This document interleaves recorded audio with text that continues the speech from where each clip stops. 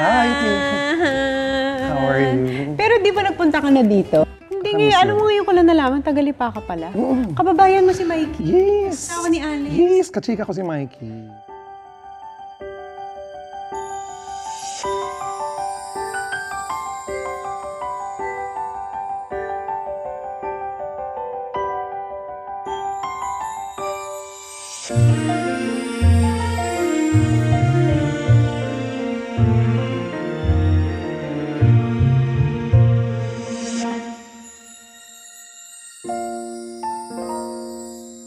Ano pinanganak? Kaya nga, tapos may business kayo na sa pantalon. Pantalon dati, pagawa ng pantalon. Yun ang family business. Dati, E di, may kaya kayo ng bata. Sila. Bakit sila? hindi ko na-experience na mas spoil lang ako eh. Mami, daddy mo? Oo. Naalala ko lang na mayaman kami, nakatira kami sa malaking bahay. Pero hindi ko na-experience kasi super bata nga ako. Tapos, ang parang feeling ko tumatak sa memory mo yung naghiwalay na yung parents mo. Yun na. Mga grade 2 or grade 1 ako noon. Paano in-explain sa inyo nung time na yun, kung maaalala mo? Nung naghiwalay mami at daddy ko, natatandaan ko na lang, nasa lola ko na ako. Di ba lumaki ako sa lola ko? So, ang mga nakakasama ko lagi, mga pinsan ko. Tapos, ang mga pinupuntahan ko para magkapera ako, mga tita ko. Kasi ako yung tipo ng pamangkin dati nila na mula Palengke, papuntang Mabini, papuntang Ludlod, nilalakad ko. Tapos nangihingi ako 5 piso, o kaya bibentahan ko sila ng mga bagay-bagay na dala ko. Ang kuya ko noon nasa mami ko, ang ate ko noon nasa daddy ko. Hindi mo na yun natanong sa kanila bakit si lola ka iniwan? Hindi ka kinuha ng mami mo, hindi ka kinuha ng daddy mo? Hindi. Never ako nagtanong eh. Never ako nagtanong bakit sila naghiwalay. Pero natuwa ako noon nagkabalikan sila. Kasi yung mami ko noon may sakit. Anong sakit niya nung time na yun? Breast cancer. Doon ulit nabuo yung family. It was a nice experience kasi naging okay ulit yung business, naging okay ulit yung buhay. Nakasama ko sa bahay ang ate at kuya ko. Out ka na nun? Hindi. Bakit? Sa lugar namin, parang hindi naman takot, pero respetado ang tatay ko. Kasi lalaking-lalaki ang tatay ko eh. Pag nakakita siya ng konting kalambutan ko, hinampas ako ng tambo. Ayaw niya ng magkaroon ng anak na gay? Feeling ko, alam niya naman. Kaya lang, in denial din siya. Tapos siguro, umaasa siya magbabago pa ako. Sabi niya sa akin, para maging lalaki ka, ulitin mo lahat ng sasabihin ko. Kailangan matigas ha. Sabihin mo, bato. Pag hindi ko tinigasan, sinusuntok ako. Siyempre ako titigasan ko kasi ayoko masaktan. Sabi ko, bato! Gumaganon ako. Sabihin mo, baril. Sabi ko, baril. Sabihin mo, lalaki. Sabi ko, asan? Ayun. Sinuntok ako. Charot lang. Hindi, totoo yun. Nasaktan ako ng tatay ko. Pinakamalalang naalala ko lang, sa lahat ng palo niya sa akin, 2 kanto, nilalakad ko na hinahataw niya ako ng payong pauwi. Dahil? Nasa labas ako, kumikending. Nakita ka niya? Pagdating sa bahay, putol yung payong, ginawa niyang ice pick. Talaga? Naputol sa akin kakapalo. Alam ng mami mo? Ang mami ko nakakaalam. Pero never kayo nagkausap na Never. Wala akong pinagsabihan na sa pamilya na bakla ako. Kahit mga kapatid mo? Hindi rin. Pero kailan yung sa nanay mo? Kasi di ba breast cancer, ilan years niyang nilaban yun? Almost 6 or 7 years niya din nilabanan yung cancer. Tapos nung bago siya mawala, siya nagbilin sa'yo? Oo. Tapos nung kinausap niya ako, sabi niya sa akin, anak, ikaw nang bahala sa daddy mo, sa ate mo, sa kuya mo. Alagaan mong pamilyang to. Sa isip-isip ko ng time na yun, sabi ko, bakit ako? Bunso ako eh. Sabi ko, bakit ako ang dapat mag-alaga sa kanila? Hindi ba dapat ako yung alagaan pa? Hindi ba dapat ako yung pag-aralin pa nila, tulungan pa nila? Bakit sa akin, binilin lahat yung burden ng nanay ko? Responsibility. Yung responsibility. Hindi mo tinanong yan? Hindi. Nung ko lang na-realize, nung nawala ang mami ko, kaya pala niya, sa akin siya nagbilin. Kasi? Kasi nakita ko nung naging buhay namin.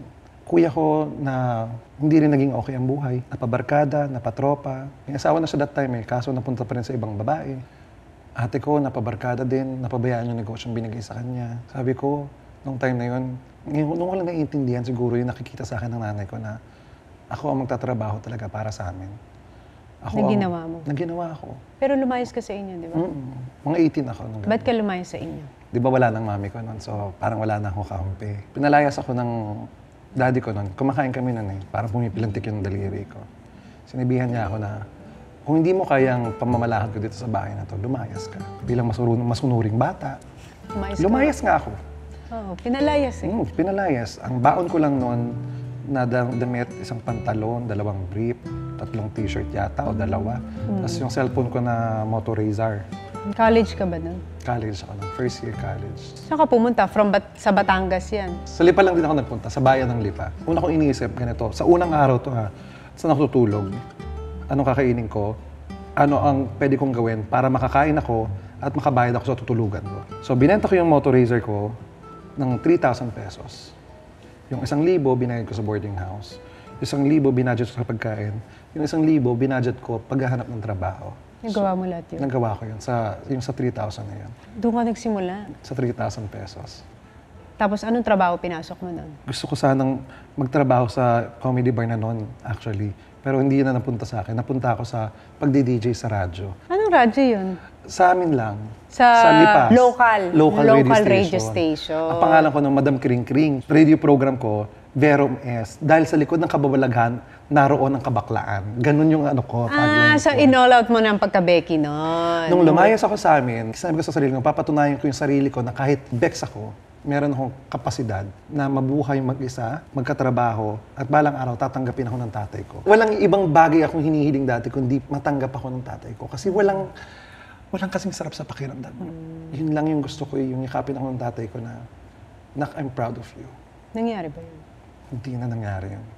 He died before na nagkaroon ako ng break sa lahat, ng break sa lahat. sa industriya. Medyo masaklap din yung ano namin, yung paghihiwalay namin na yun. Kasi parang, yung nangyari sa mami ko, parang ganun din yung pagpapaalam ko sa daddy ko. Kasi when my mom passed away, ako na lang yung inaantay nila sa loob ng kwarto. She's fighting for her breath. Na parang, gusto kong magpahinga, pero may inaantay pa ako. Pagdating ko doon sa loob ng kwarto, lumapit ako sa mami ko. Hinawakan ko yung kamay ng mami ko, tapos pumulong ako sa kanya. Sabi ko, Mami, huwag kang mag-alala. Gagawin ko lahat ng pangako ko sa'yo. Magpahinga ka na. When I said, magpahinga ka na, yun na. Nag-flatline. Yes. It was sad. But you have to really let go. Kasi nakita mo nahihirapan yung magulang mo gano'n. Kasi sobrang hirap na dinanas niya. Paano yung nangyari sa tatay? Same thing happened with my dad. Na-heart attack ang daddy ko. So sinugod siya sa hospital. Mild Ito stroke. yung after years na hindi kayo nag-usap, nagkita. Yes, after years. Sabi niya na lumayas ka na. Yes. Okay. May sarili na akong buhay that time. Nagkita kami sa isang family gathering. Kumakanta akong Through the Fire. Pinapakita ko sa kanya na, Daddy, ito na ako. Tinitingnan niya lang ako. Hindi niya ako nilalapitan. Hindi niya ako sinasaktan. Pero isang beses nakita ko lang nang ngumiti siya sa loob ng family gathering. Pero dahil nga lalaki ang tatay ko, parang alam kong mahal ako ng tatay ko, pero hindi niya pinapakita sa akin. Tapos nung na-heart attack siya, biglang nakabangon pa siya, nakapagsalita pa siya. And then, walang ilang minuto, sinugod na siya sa ICU. Hindi ako pupunta ng hospital. Kasi akala ko wala lang yun. Sabi ko, ba't ko pupuntahan niyang akala nila ayoko makita ang daddy ko dahil may galit ako. Ayaw mo makita dahil? Ayoko makita mawala ang tatay ko. Pero silang iniisip nila, ayoko makita ang tatay ko dahil galit ako. Hindi nila naintindihan yung nararamdaman. Nasa labas ako ng ospital noon, hinahabol ako ng mga tito ko. Nag-aaway kami sa labas. Pinabi ko sa kanila yon na ayoko makita kasi ayoko magpaalam pa yung isa kong mahal na buhay, yung isa kong magulang. Nang hindi ko pa natutupad yung pangako ko at hindi ko pa nararanasan yung acceptance na matagal kong hinihingi. So paano nangyari? Hindi ka pumunta? Nung kumalma na kami, ako na lang din yung huling inaantay. Nasa ICU. Wala na talaga. Unconscious. Sinabi ko din sa kanya na, Daddy, huwag kang mag-alala. Kung ano man mangyari, maklaman ako. Hindi ko ibababa yung sarili ko sa lupa. Pangako ko sa iyo, balang araw magiging proud ka sa akin. He passed away peacefully after hearing those words. Nagkaroon ka ba ng closure? Sa time na yun? Wala. Doon ko na lang naramdaman din na mahal ako ng mga magulang ko. Kasi inantay pa rin nila ako. Hindi man nila sinasabi at pinapakita.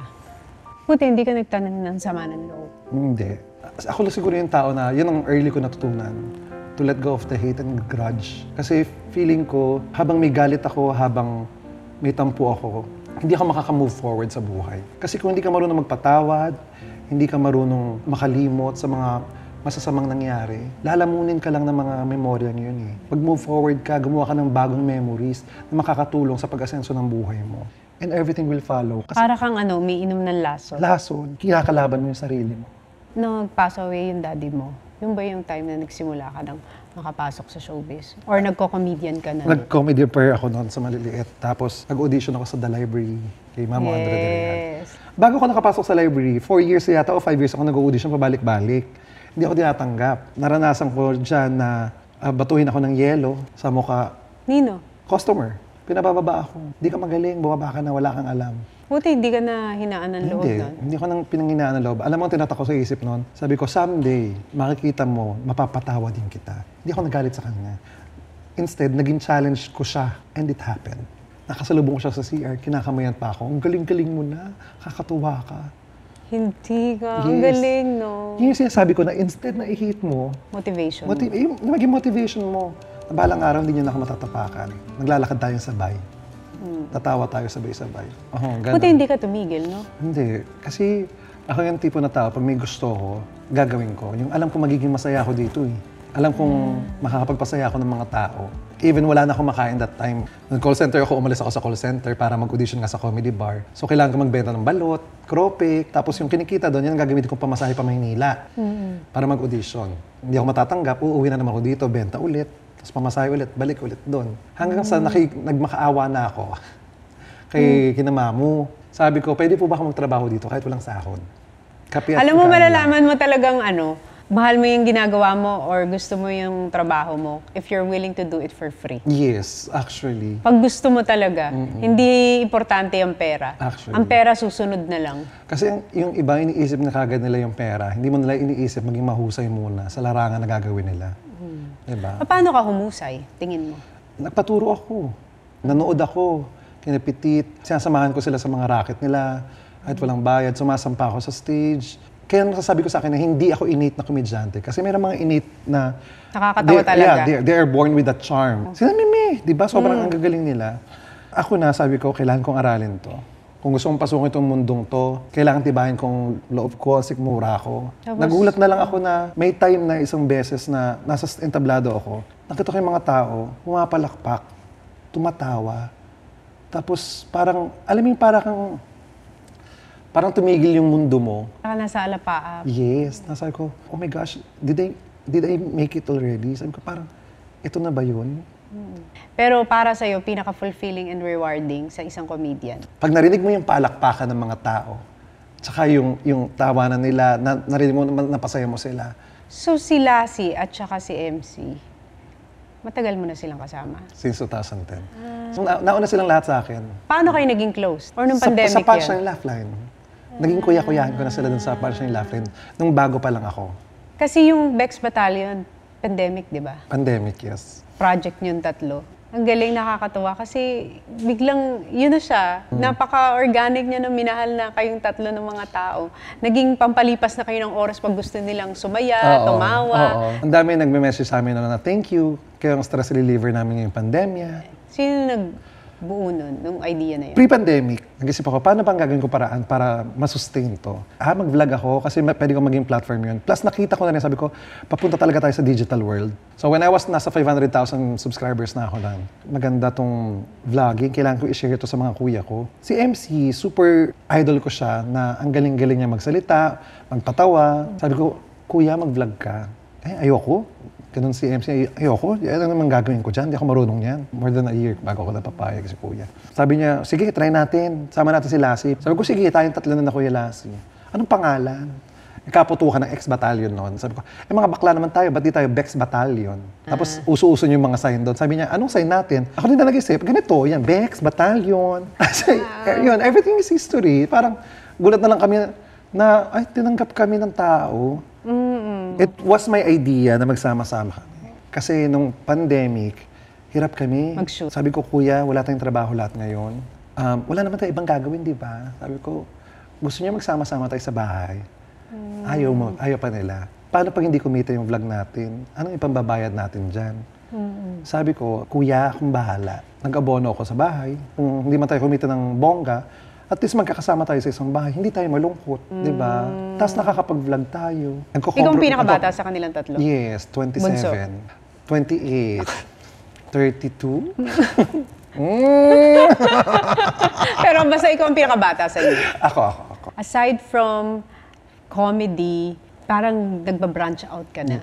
Yun talaga- Ine-explore mo na. Yun talaga ang pangarap ko, writer-director. Kaya lang ang binigay sa akin pagkakataon, maging performer. Yes. So, I cannot be choosy. Binigyan akong pagkakataon maging performer, grab ko yan. Then yun ang gagamitin ko, maging stepping stone ko para matupad yung yung gusto ko talagang mangyari sa buhay ko. Ever since, yan ang desire mo talaga?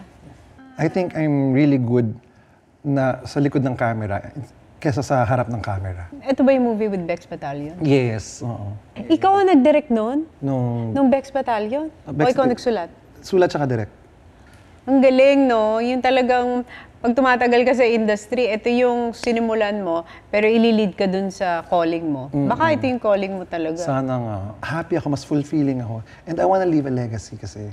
Na? Yung sa pelikula, alam naman natin you will be immortalized pag I mean, movie is immortal.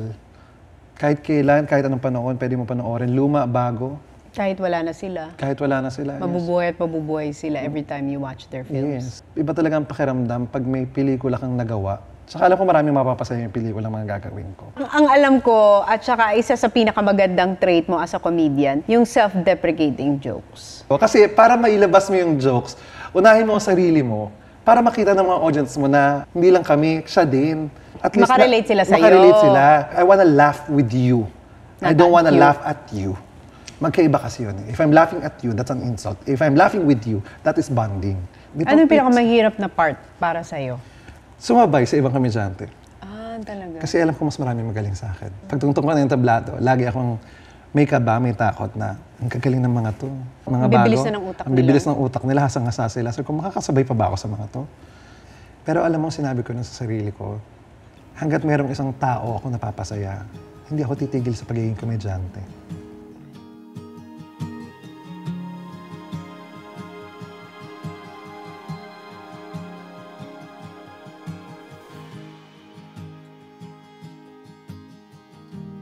Ang pangalan ng tatay ko, Ricardo. Kaya ako naging Richardson. Ikaw pa sinunod Oo. sa pangalan niya. Sana ginawa niya Ricarda, di ba? Para naging okay. Or Rica. Oh, Rica. Oh, yun yung ano ko. Yun yung sa school, out ako. All along, alam ng mga classmates mo lahat. Classmates ko. Buong school, tapos, alam. Rica pati ka. pinsan ko. Rica. Sa loob ng school. Pero wala nagsusumbong sa tatay ko. ang Kasi galing takot nila. din sa akin ng mga pinsan ko. Sinisikmura ako dati yung pinsan ko. Magsusumbong ka. So, grade school, ano na, in-all out mo na yun sa labas. Grade school, in denial pa ako. Nanliligaw ako ng babae dati. May crush-crush pa ako. Si Vivian Abrenica. Ah, Vivian! Bumili ako stationery, tapos susulatan ko, kadiri! So, tinaray mo, pero wala Tinry talaga. ko. Kaya siguro ako naging bakla. Kakabili stationery. Ay, maganda pala to, no? Pero practice mo lang siya. Oo, kaya ako ginawa para matutunan ko yung mga technique.